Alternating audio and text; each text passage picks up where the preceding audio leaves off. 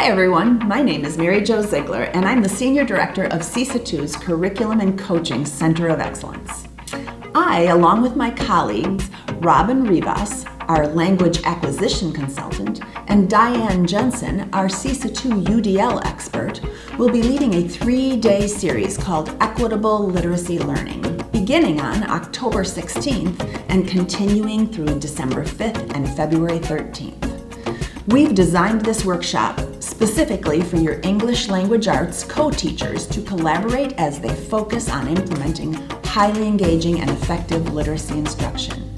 We'll examine research and evidence for effectiveness and will help you align your teaching to the Wisconsin English Language Arts state standards.